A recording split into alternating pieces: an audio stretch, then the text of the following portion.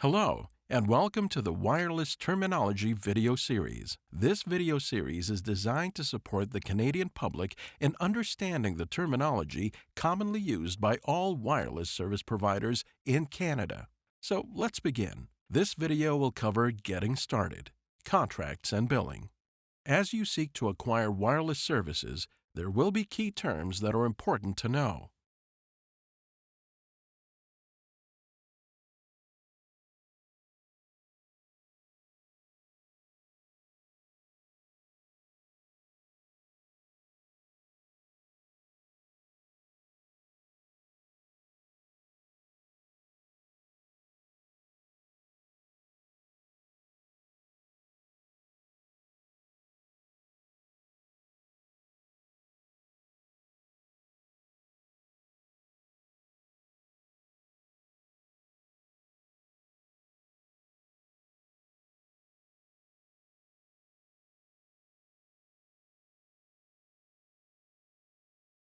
An account number is a unique number that is assigned to a customer's account with their wireless service provider and may be related to one or more phone numbers. An account number may also be used to identify a customer when they access their services online, in store, or via phone.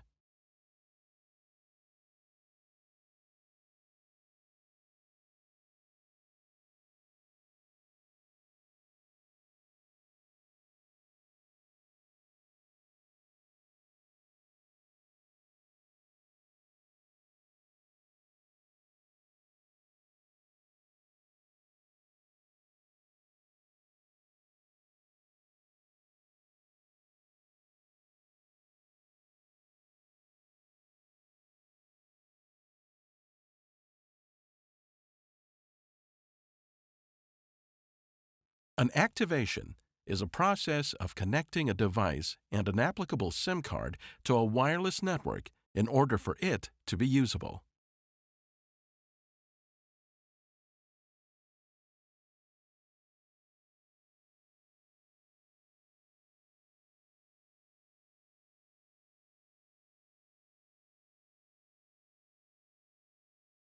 A bundle is a package of services that are available from a service provider, possibly including TV, internet, home phone, and wireless service.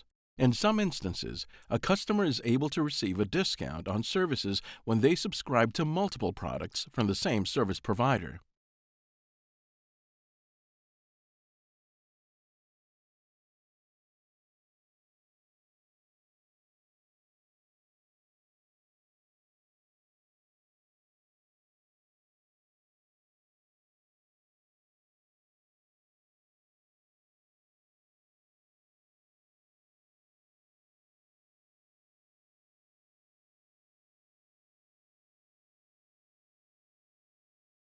A credit check may be performed by a wireless service provider to establish if a potential customer is creditworthy. For wireless service, it typically determines whether a customer can get a subsidized device.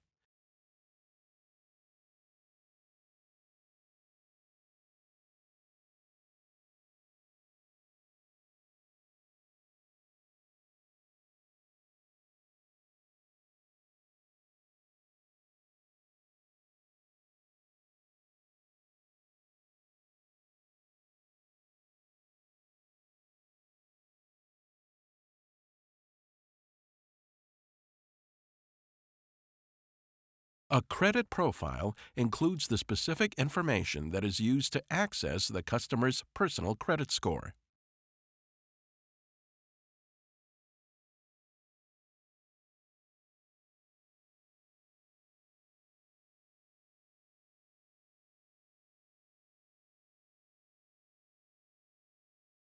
Where a customer's ability to fulfill their financial obligation is not certain based on their credit score, a security deposit may be required. A security deposit is a sum of money that is provided by a customer in advance and then held by the wireless service provider for a predetermined period of time. If the money is not applied toward outstanding debt on their account, it is returned to the customer at the end of the contract period with interest.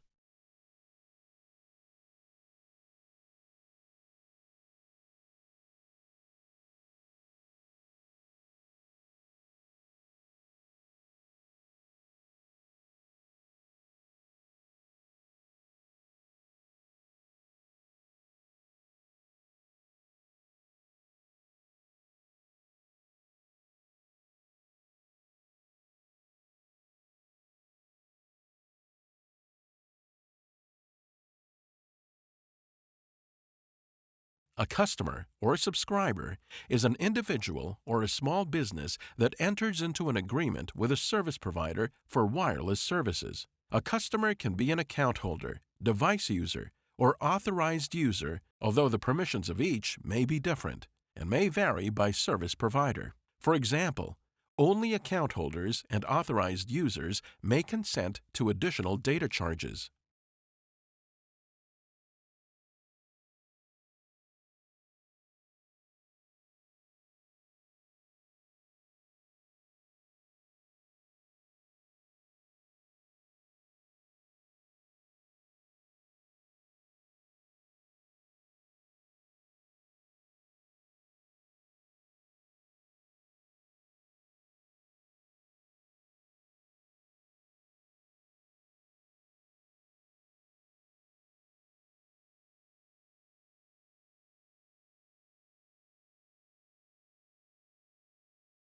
An account holder is a person who is financially responsible for payments for services under a contract. They are responsible for all aspects of the account.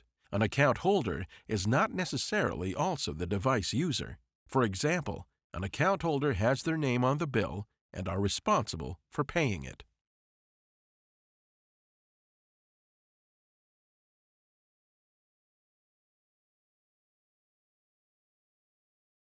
The account holder may designate another person as an authorized user by contacting their service provider. An authorized user is an individual who is trusted by the account holder and has been authorized to make decisions on behalf of the account holder, including but not limited to consenting to additional charges on the account or changes to key contract terms and conditions. They do not need to be a device user, and their rights may vary by service provider. For example, an authorized user could be a friend, parent, or spouse of the account holder.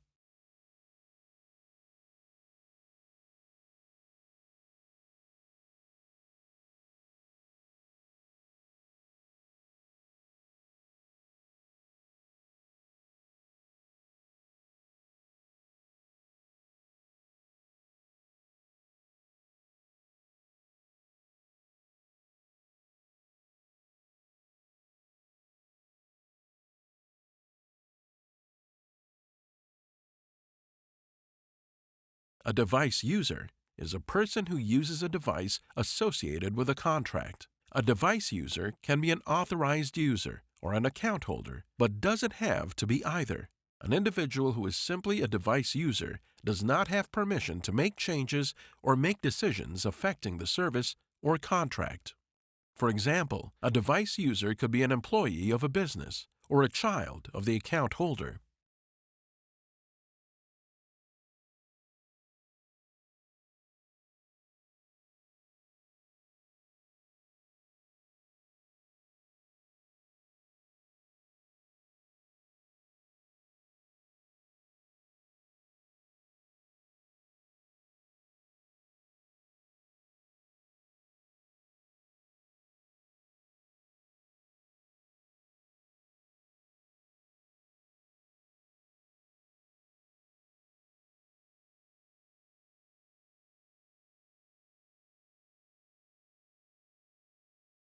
A trial period allows a customer/subscriber a period of time during which they can try their wireless device and service to ensure it meets their needs. Should the service not be acceptable, the customer can return the device if done within the parameters of the service provider's predetermined conditions. Customers who self-identify as deaf, deafblind, hard of hearing, or a person with a disability have a trial period of up to 30 calendar days during which they may cancel the contract without penalty as long as they have used less than the permitted usage of their monthly plan and returned any device provided by the service provider in like new condition, including original packaging.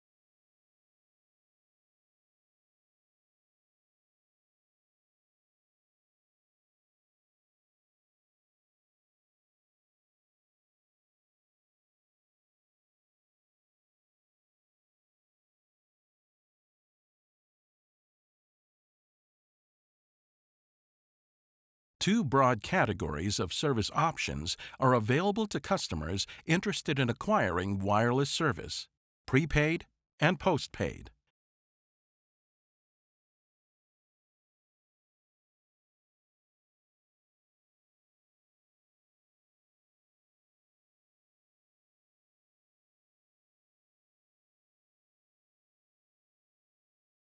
A customer has prepaid or pay-as-you-go services if they have to regularly top up their account to activate and/or use services.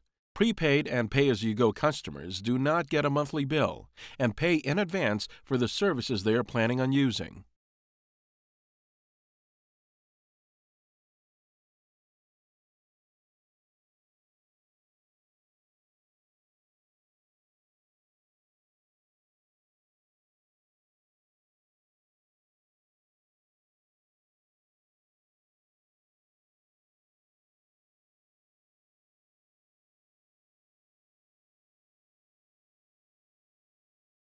A customer has postpaid services if they receive a bill at the end of the month that identifies monthly recurring charges for the next month, as well as any additional non-recurring charges that have been accumulated for the previous month. Postpaid customers can use services they have not yet paid for, but will pay for in their next bill.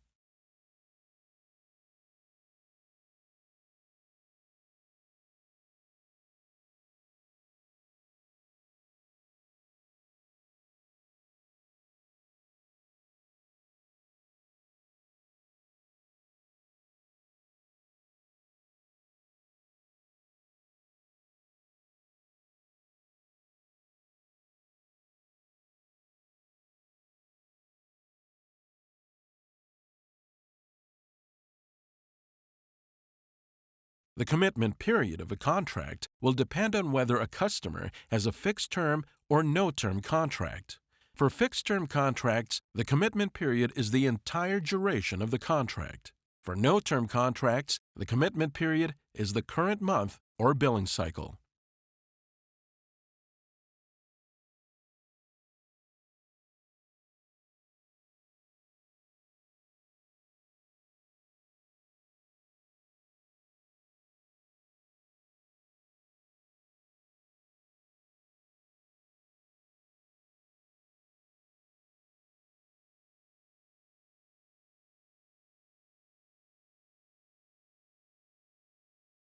A fixed-term contract is a binding agreement between a service provider and a customer that has a set duration, usually 1 or 2 years.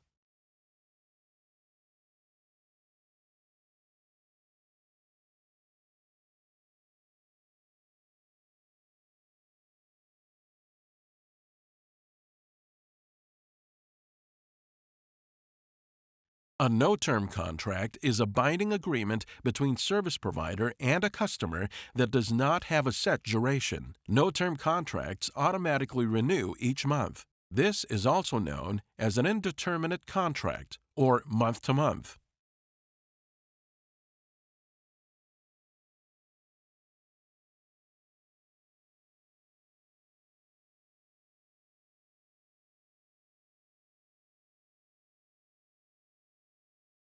Wireless number portability refers to a wireless consumer's ability to change service providers within the same general metropolitan area or local calling area and keep their existing phone number.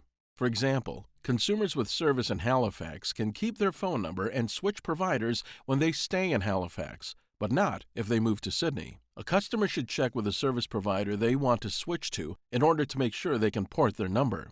A customer can transfer their number to a new service provider at any time, as long as their account is still active, but will be obligated to pay any early cancellation fees attributed to an existing contract, as well as any outstanding balance on their monthly service fees. Customers who intend to transfer their number should not cancel their current service before switching service providers, as only active telephone numbers are eligible to be transferred. In order to transfer their number, customers should contact the service provider to which they want to switch to first. The new service provider will contact the old service provider to transfer the phone number.